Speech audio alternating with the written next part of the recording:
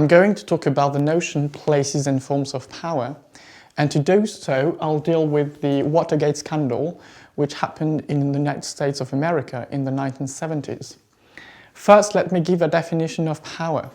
Power is the ability to influence people's behaviors, and it is also a tool to understand the world better.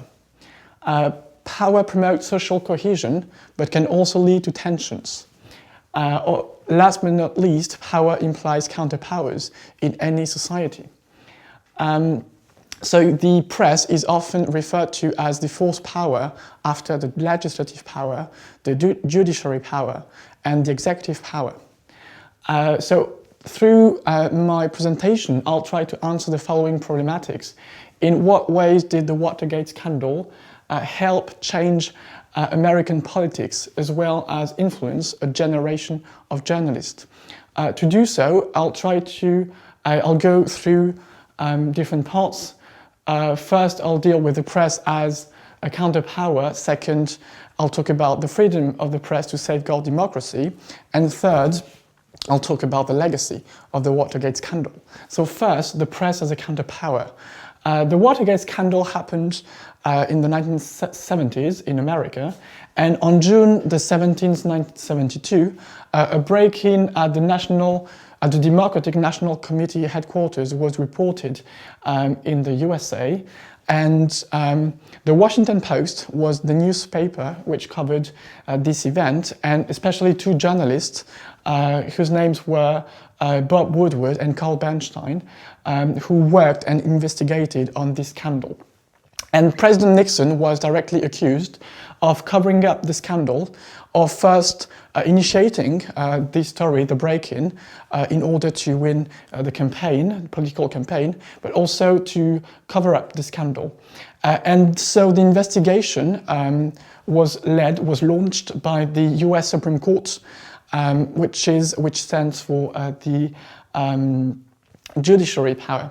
And so through this investigation, the investigation led by these two journalists and launched by the Supreme Court revealed bugging in the headquarters in order to spy on the Democratic Party, but also multiple abuse of power. And this leads me to my second part, which deals with the freedom of the press to safeguard democracy. Of course, this story and the revelation of this story was made possible by these two journalists, which directly led, little by little, to an impeachment process against President Nixon. That was the first of that kind in the United States of America, and it ended up in the final resignation of President Nixon on August the 9th, 1974, in a declaration which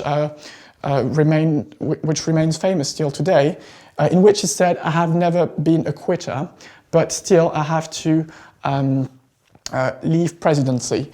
And so the press is considered, since then, has been considered as fourth power, and somehow the press also has some, it follows the process of checks and balances, which is well known in the United States. Checks and balances in the United States is done between the three powers that I mentioned earlier on. And so each and every power checks and balances the other powers so that the democracy can run. And still, the press as a fourth power also helped this process of checks and balances in order to safeguard democracy.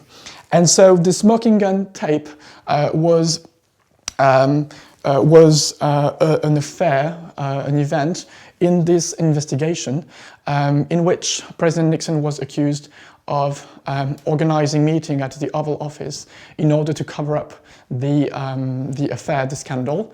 And these tapes were, of course, given to the Supreme Court, and that directly accused Nixon. Last but not least, the legacy of the Watergate scandal.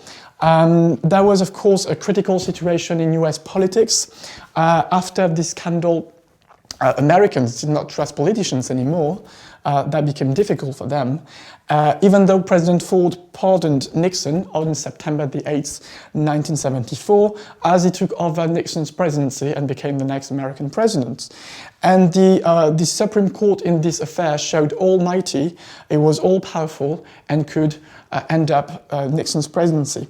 Of course, it also marked an era of celebrity journalists, as Bob Woodward and Carl Bernstein became very famous all throughout, all in America and throughout the world.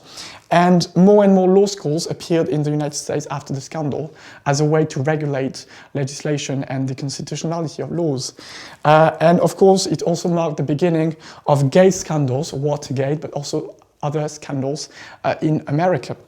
So in conclusion, we can say that the Watergate scandal was the biggest scandal ever that happened in America against a president in the 1970s, as it was a direct accusation of a US president. So of course it showed the influence of journalists and the press in order to safeguard democracy, and the freedom of the press helped this process. And still today in America and throughout the world, the work of these two journalists brought some legacy